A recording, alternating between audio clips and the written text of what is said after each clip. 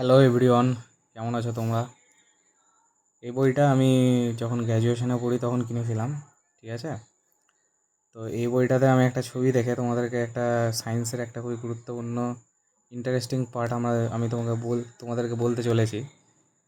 সেটা হচ্ছে যে তোমরা তো জানোই যে মহাবিশ্ব কীভাবে তৈরি হয়েছে। সব কিছুর আগে একটা আগুনের একটা পিণ্ড ছিল, হ্যাঁ। তারপরে সেটা ব্লাস্ট হয়ে, মানে বিগ ব্যাং থিওরি যেটা আমরা বলছি, এই মহাবিশ্ব, ইউনিভার্স, গ্রহ নক্ষত্র সব কিছু তৈরি হয়েছে, ঠিক আছে? তো আমরা ছোটোবেলায় একটা জিনিস পড়েছিলাম, মানে আমাদেরকে বলা হতো যে সব কিছু শূন্য থেকে সৃষ্টি হয়েছে।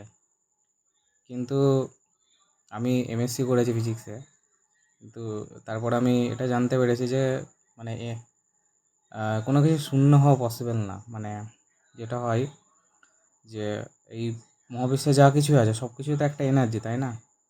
মানে যা কিছুই আছে সব কিছু এনার্জি। মানে ধরো পৃথিবীর তো একটা ভর আছে, ভরকে তো আমরা এনার্জি কনভার্ট করতেই পারি। আইনস্টাইনের ইকুয়েশন E=mc², ঠিক আছে? মানে যেটা সব কিছুই, মহাবিশ্বে যা আছে সব কিছু একটা এনার্জি, ঠিক আছে? আহ, তো এই যে ছবিটা দেখছো, এই জিনিসটাকে কোয়ান্টাম ফ্ল্যাকচুয়েশন বলে। মানে ব্যাপারটা আমি একটু বোঝাচ্ছি যে ধরো একটা পুকুর শান্ত আছে, ঠিক আছে? তোমরা দূর থেকে দেখছো পুকুরটা শান্ত আছে, কিন্তু যদি একটু কাছে এসে দেখো, পুকুরের কাছে এসে দেখবা যে জলটা ওঠানামা করছে, মানে পুরোপুরি শান্ত নেই, ঠিক আছে? ওটাই হচ্ছে কোয়ান্টাম। এটাও মানে সেম জিনিসটাই কোয়ান্টাম ফ্ল্যাকচুয়েশনের সাথে ঘটে। এটা হচ্ছে এনার্জি, ঠিক আছে? মানে এটা হচ্ছে একটা এনার্জির মানে ব্যাপার, যেখানে তোমরা দেখছো যে এনার্জিটা ওঠানামা করছে ঢেউয়ের মতো, ঠিক আছে? মহাবিশ্বে এনার্জি যখন শূন্য ছিল তখন তখন এনার্জিটা ওঠানামা করতো, ঠিক আছে? এটাকে আমরা কোয়ান্টাম ফ্ল্যাকচুয়েশন বলছি। যেরকম ধরো আগেকার টাইমে গ্রামের বাড়িতে যেরকম ভোল্টেজ ডাউন হয়ে যেত, মানে কখনো ভোল্টেজ ওঠানামা করতো, লাইট সেটার লাইটটা কখনো বেশি উজ্জ্বলতায় জ্বলতো, আবার কখনো কম উজ্জ্বলতায়, ভোল্টেজ যখন ডাউন হয়ে যেত।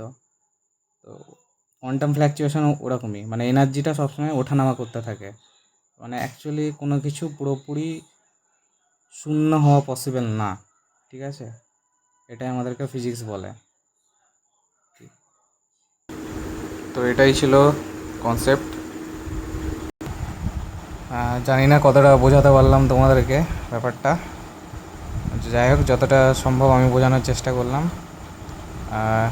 এবার যদি ভিডিওটা তোমাদের ভালো লেগে থাকে, লাইক করে দিও আর সাবস্ক্রাইব করে দিও চ্যানেলটাকে। ঠিক আছে, ধন্যবাদ।